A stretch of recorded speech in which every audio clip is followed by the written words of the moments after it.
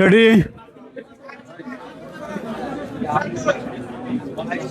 একটু বলবে নাকি? যদি আহমেদের সভাপতিত্বে যৌথ সভা হলো, এখন বক্তব্য রাখছেন।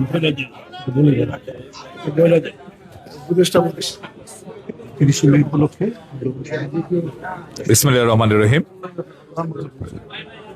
প্রিয় সাংবাদিক ভাই এবং বোনেরা, শহীদ রাষ্ট্রপতি জিয়াউর রহমানের ৪৫তম শাহাদাত বার্ষিকী উপলক্ষে আজকের এই যৌথ সভায় সভাপতিত্ব করেছেন গণপ্রজাতন্ত্রী বাংলাদেশ সরকারের মাননীয় প্রধানমন্ত্রীর রাজনৈতিক উপদেষ্টা এবং বিএনপির সংগ্রামী সিনিয়র যুগ্ম মহাসচিব জনাব রুহুল কবির রিজভী আহমেদ। এখানে উপস্থিত ছিলেন নির্বাহী কমিটির নেতৃবৃন্দ, অঙ্গ সংগঠনের নেতৃবৃন্দ। আমরা এতক্ষণ আলাপ আলোচনা করেছি এবং কি কি কর্মসূচি নেওয়া যায় সেগুলো নিয়ে আমরা আলাপ আলোচনা করেছি এবং এই আলাপ আলোচনার ভিত্তিতেই এখন আপনাদের সামনে আজকের সভার মূল বক্তব্য উপস্থাপন করছেন আমাদের সংগ্রামী নেতা জনাব রুহুল কবির রিজভী আহমেদ।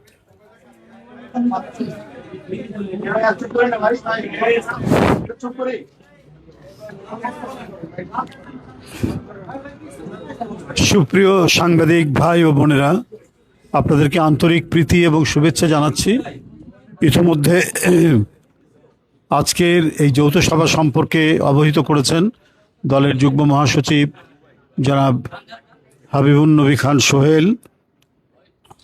আপনারা জানেন, এদেশের ক্ষণজন্মা এক যুগ পুরুষ, বহুদলীয় গণতন্ত্র যিনি প্রতিষ্ঠা করেছিলেন, আমাদের বাংলাদেশকে যিনি উন্নতির পথে এগিয়ে নিয়ে গিয়েছিলেন, এক স্বপ্নদ্রষ্টা শহীদ রাষ্ট্রপতি জিয়াউর রহমানের ৪৫তম শাহাদাত বার্ষিকী উপলক্ষে এই যৌথ সভাটি অনুষ্ঠিত হয়। এখানে বিএনপির গুরুত্বপূর্ণ নেতৃবৃন্দ বক্তব্য রেখেছেন, অঙ্গ সংগঠনের কেন্দ্রীয় প্রেসিডেন্ট সেক্রেটারি বক্তব্য রেখেছেন। প্রত্যেকের বক্তব্যের মধ্যে থেকে আমরা সর্বসম্মতিক্রমে যে সিদ্ধান্ত গ্রহণ করেছি সেটি আপনাদের কাছে আমি তুলে ধরব। আপনারা জানেন, এই ক্ষণজন্মা যুগপুরুষ দেশের এক ক্রান্তিকালে এদেশে রাজনীতি এবং রাষ্ট্র ক্ষমতার পাদপ্রদীপের আলোয় উদ্ভাসিত হয়েছিলেন। তার পূর্বে গণতন্ত্র হত্যা হয়েছিল, এক চরম নৈরাজ্যকর পরিস্থিতি তৈরি হয়েছিল, দেশ দুর্ভিক্ষের করাল গ্রাসে নিপতিত হয়েছিল, সমাজে চলছিল ভয়ঙ্কর রকমের রক্তপাত, সহিংসতা, খুনাখুনি। স্বাধীনতা উত্তর সেই ক্রান্তিকাল অতিক্রমণের এক পর্যায়ে জনগণ এবং সিপাহীরা যৌথভাবে দেশে এক শান্তিময় পরিবেশ তৈরির প্রত্যয় নিয়ে শহীদ রাষ্ট্রপতি জিয়াউর রহমানকে নেতা হিসাবে তারা গ্রহণ করেন এবং জিয়াউর রহমান রাষ্ট্র ক্ষমতায় আসেন। তার যে সাফল্য আজও ইতিহাসের পাতায় একটি উজ্জ্বল অধ্যায় হিসাবে লিখিত আছে।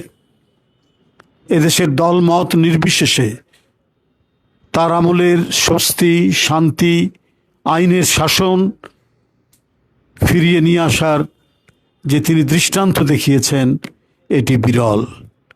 দেশকে সমৃদ্ধির পথে এগিয়ে নিয়ে যাওয়ার জন্য যে যুগান্তকারী তিনি পদক্ষেপগুলো গ্রহণ করেছেন, তা আজও মানুষের মনে অম্লান হয়ে আছে, মানুষের মনে সেটা আজও গেঁথে আছে।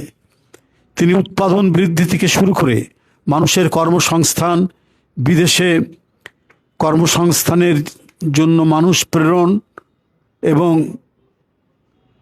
নানাবিধ কর্মপন্থা তিনি গ্রহণ করেছিলেন। কৃষি উৎপাদন দ্বিগুণ করেছিলেন নানাবিধ সংস্কার কর্মকাণ্ডের মধ্যে দিয়ে।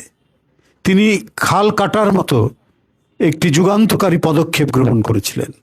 কিলোমিটারের পর কিলোমিটার তিনি খাল কেটেছেন, 1600 কিলোমিটার খাল কেটেছেন।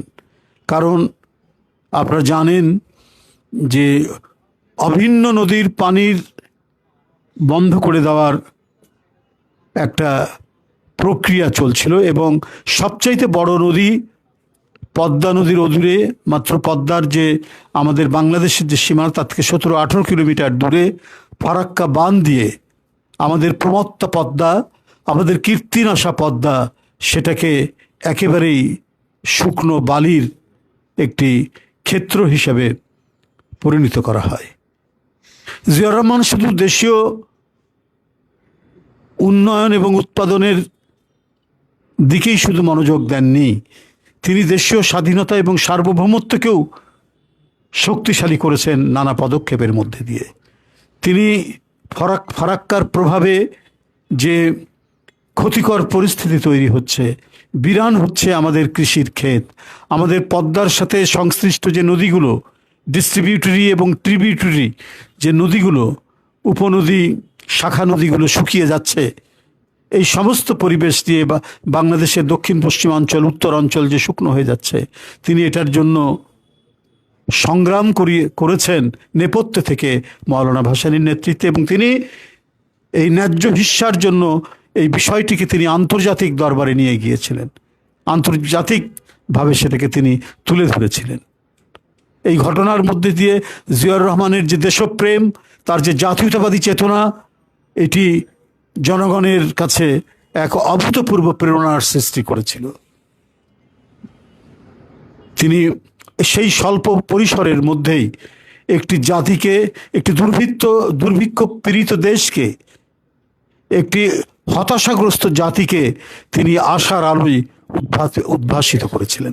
শুধু তাই নয়, এইটা হলো তার একটি দিক। আরেকটি দিক হচ্ছে বহুদলীয় গণতন্ত্র।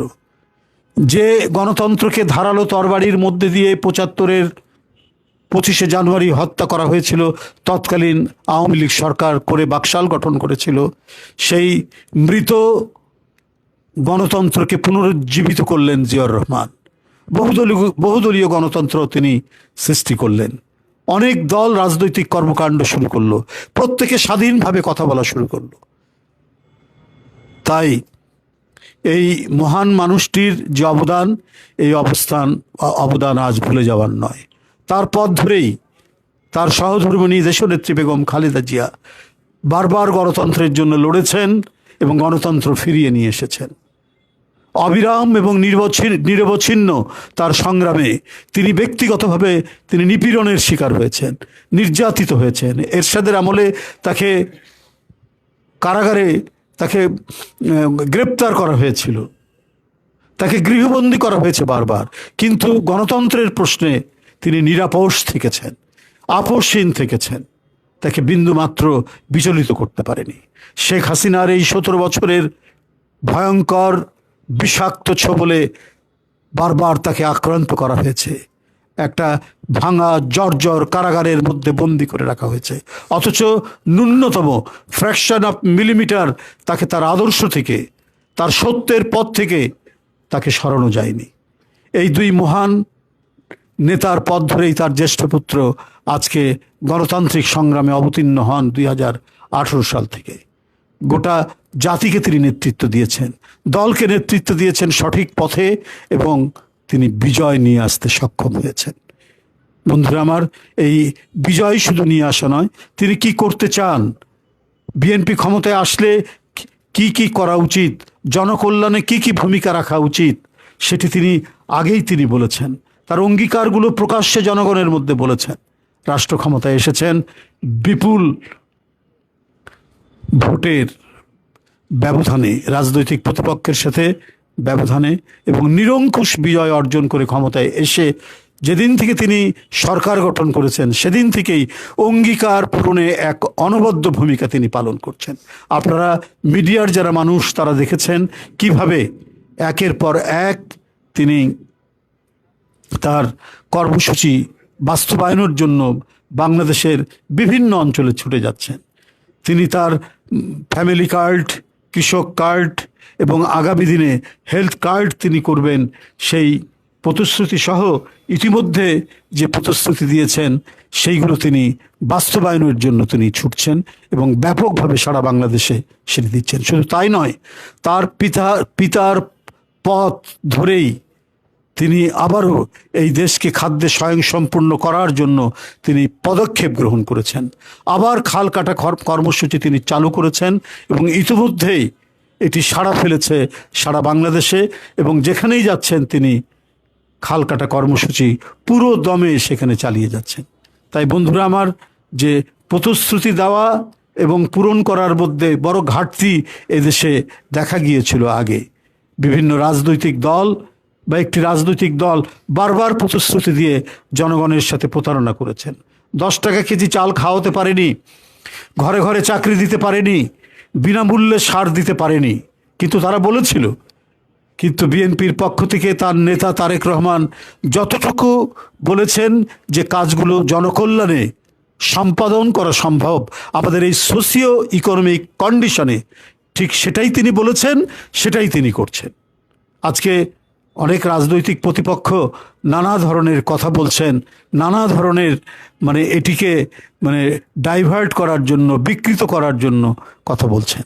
কিন্তু আজকে জনগণের মধ্যে যে আশার আলো ছড়িয়েছে, জনগণের মধ্যে যে আস্থার তৈরি হয়েছে, সেইটাকে তারা টলাতে পারছেন না। এই কারণে নানা বিদ্রূপ করছেন, নানা ধরনের মন্তব্য করে বিরূপ মন্তব্য করছেন। কিন্তু যখন দেখছেন তাদের এই মন্তব্যে বাতাসে ভেসে যাওয়ার আগেই প্রতিশ্রুতি পালনে জনাব তারেক রহমান যেভাবে ছুটছেন, সেই ছোটাটা তাদের মন্তব্যের অনেক দ্রুতগতিতে সেটা ছুটে যাচ্ছে, তার কাজগুলো হয়ে যাচ্ছে। তাই বলি যে আজকে যে কর্মসূচি গ্রহণের জন্য আমরা এখানে উপস্থিত হয়েছি, সেই মহান যুগস্রষ্টা এবং আমাদের মুক্তিযুদ্ধের এক বীর সেনানী, সেক্টর কমান্ডার, স্বাধীনতার ঘোষক জিয়াউর রহমান, তার স্মৃতিকে আমরা বারবার স্মরণ করি। তার স্মৃতি আমাদের সব সময়ের জন্যই জাগরুক, দেশের মানুষের জন্য জাগরুক। তার শাহাদাত বার্ষিকী উপলক্ষে আমরা তাই কর্মসূচি গ্রহণ করেছি। সেই কর্মসূচি এখন আমি আপনাদের সামনে জানিয়ে দিচ্ছি যে আমরা 25শে মে থেকে 1 জুন পর্যন্ত 7 দিন ব্যাপী কর্মসূচি, এই 7 দিন ব্যাপী কর্মসূচি আমরা গ্রহণ করেছি। এর মধ্যে ঈদ পড়বে, এই কারণে হয়তো কেউ যদি কোনো আলোচনা সভা বা অন্য কিছু 2-1 দিন পরেও করে তাতেও কোনো অসুবিধা নেই। তবে আমাদের কর্মসূচি 25 তারিখ থেকে 1 জুন পর্যন্ত এটি চলবে। শাহাদাত বার্ষিকী উপলক্ষে পোস্টার প্রকাশ করা হবে। শাহাদাত বার্ষিকী উপলক্ষে বিভিন্ন অঙ্গ সংগঠন তারা আলোচনা সভা, পোস্টার প্রকাশ করবে। এবং 31শে মে রবিবার বেলা 2টায় বিএনপির উদ্যোগে রাজধানীর রমনাস্থ ইনস্টিটিউশনে যে দলের পক্ষ থেকে যে আলোচনা সভাটা হয়, সেই আলোচনা সভাটি অনুষ্ঠিত হবে। এটি 31 তারিখে বেলা 2টার সময়। আমরা একদিন পরে এটা রেখেছি, কারণ 30 তারিখের আগের দিন হচ্ছে ঈদের পরের দিন, তো সেই কারণে আমরা ওটা রাখিনি। কারণ ঢাকা থেকে অনেকেই দেশের ঢাকার বাইরে চলে যাবেন, গ্রামের বাড়িতে যাবেন, এই কারণে আমরা 31 তারিখে এটা রেখেছি। এছাড়াও আপনারা জানেন যে দিবসটি উপলক্ষে বরাবরের মতোই ভোর 6টায় দলের নয়াপল্টনস্থ কেন্দ্রীয় কার্যালয় সহ সারা দেশে দলীয় পতাকা অর্ধনমিতকরণ করা হবে, হাফমাস্ট এবং কালো পতাকা উত্তোলন করা হবে। ওই দিন অর্থাৎ 30শে মে ভোর 6টায় নয়াপল্টনস্থ কেন্দ্রীয় কার্যালয়ে দলীয় পতাকা অর্ধনমিতকরণ ও কালো পতাকা উত্তোলন করা হবে। ওই দিন সকাল 11টায় দলের এখানে যেতে পারেন, সকাল 11টায় দলের সিনিয়র নেতৃবৃন্দ সহকারে বিএনপির নেতৃবৃন্দ এবং অঙ্গ সংগঠনের নেতৃবৃন্দ শহীদ রাষ্ট্রপতি জিয়াউর রহমানের মাজারে পুষ্পার্ঘ্য অর্পণ ও মাজার জিয়ারত করবেন এবং জিয়ারত শেষে জাতীয়তাবাদী ওলামা দলের উদ্যোগে মাজার প্রাঙ্গণে দোয়া মাহফিল অনুষ্ঠিত হবে। আমরা প্রত্যাশা করছি প্রধানমন্ত্রীর নেতৃত্বে, দলের চেয়ারম্যান তার নেতৃত্বেই সকাল 11টায় আমরা মাজারে যাব। আমরা তার সাথে আলোচনা করে আমরা জিনিসটা ফিক্স করব যে উনি যাবেন। বরাবরই উনি যান, যেহেতু দেশে ফিরে এসছেন তার নেতৃত্বেই যাওয়া হবে।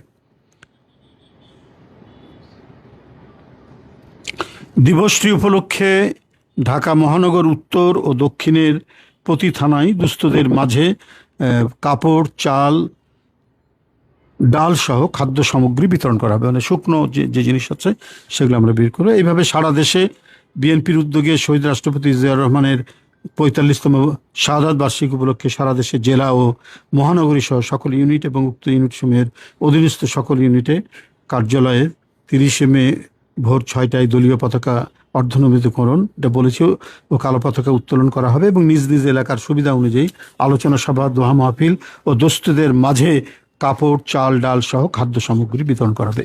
এছাড়াও আজকে যে আলোচনা হয়েছে, আলোচনা সভায় আমাদের বিভিন্ন নেতৃবৃন্দ তারাও কিছু দিয়েছেন, কর্মসূচিগুলো দিয়েছেন। যেটা আমাদের প্রধান কর্মসূচিটা আমাদের বললাম, তারা বলছে এটাও আপনাদের কাছে বলে রাখি, সেটা হলো ওলামা দল তারা একটি আলোচনা সভা করবে, তারপরে জাসাস তারা একটি সেমিনার করবে 31 মে, তারপরে উলফাত ভাইরা তারাও একটি, মুক্তিযুদ্ধ দল তারাও একটি সেমিনার করবে জিয়াউর রহমানের মানে যুদ্ধ কৌশল বা এগুলোর উপর হয়তো একটা করবেন। তারপরে আবুল কালাম তাঁতি দল তারাও আলোচনা সভা করবেন, পোস্টার করবেন। ছাত্রদল নাসির তিনি বলেছেন যে ওই দিন বিভিন্ন কার্যালয়ে, ছাত্রদলের কার্যালয়ে তারা মিলাদ করবেন, বিভিন্ন শিক্ষা প্রতিষ্ঠানেই তো হয়, শিক্ষা প্রতিষ্ঠানে মিলাদ করবেন, রচনা প্রতিযোগিতা করবে এবং চিত্রাঙ্কন করবেন। নুরুল ইসলাম নয়ন যুবদলের সেক্রেটারি, নুরুল ইসলাম নয়ন এমপি যুবদলের সেক্রেটারি বলেছে পোস্টার করবেন 10টি বিভাগে। আচ্ছা ঠিক আছে, 10টি বিভাগে 10টি আলোচনা সভা তারা করবেন এবং তার কর্মময় জীবনের উপর বিভিন্ন কন্টেন্ট তারা তৈরি করবেন। জিলানি এমপি যে স্বেচ্ছাসেবক দলের সভাপতি, তিনিও বলেছেন পোস্টার করবেন, আলোচনা সভা করবেন এবং যদি প্রধানমন্ত্রীর কর্মসূচি হয় বিভিন্ন স্পটে তো যেমন যান অ্যাজ বিফোর, তাহলে স্বেচ্ছাসেবক দলেরও যেন একটা রাখা হয়, স্পট রাখা হয়। মিন্টু মহানগর দক্ষিণ সে বলেছে যে তারা পোস্টার করেছে এবং তারা ইতিমধ্যেই বিভিন্ন থানায় বসেছে, এছাড়াও বিবিধ কর্মসূচি। হ্যাঁ ওটা তো বলছি, দ্বারা আসছি। মুস্তফা জামান এবং জাহাঙ্গীর দুজন নেতা উত্তরের, তারা বলেছে তারা পোস্টার করবে, বিভিন্ন প্রোগ্রামের জন্য তারা ইতিমধ্যে বসেছে এবং বিভিন্ন ইউনিটেও তারা কর্মসূচি করবে এবং দুস্থদের মাঝে তারা নানা ধরনের দ্রব্যাদি বিতরণ করবে। মহিলা দল তারা বিভিন্ন প্রোগ্রাম করবে, তারাও সেখানে কর্মসূচি করবে, আলোচনা সভা করবে। এছাড়াও আচ্ছা ঠিক আছে, তুমি তো করেন, কৃষক দল আলোচনা সভা করবে, শ্রমিক দলও আলোচনা সভা করবে। আর হলো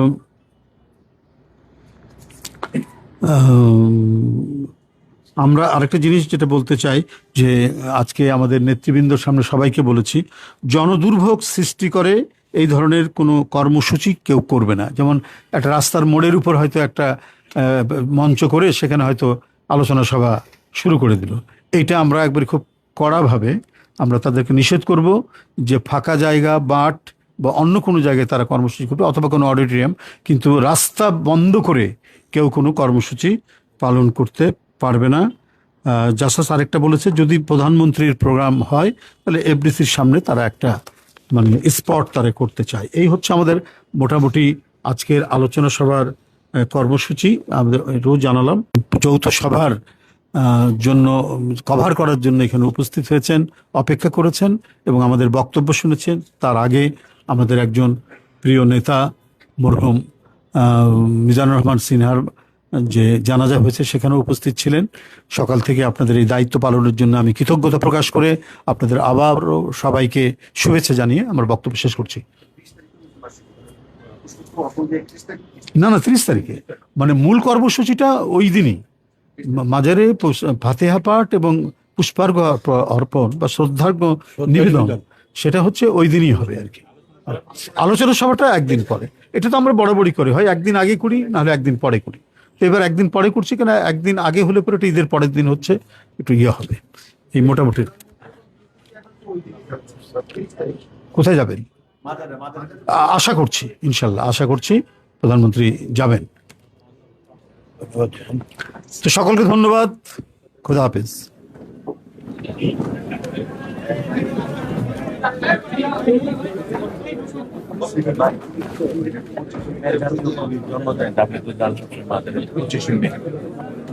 হ্যাঁ যাবো।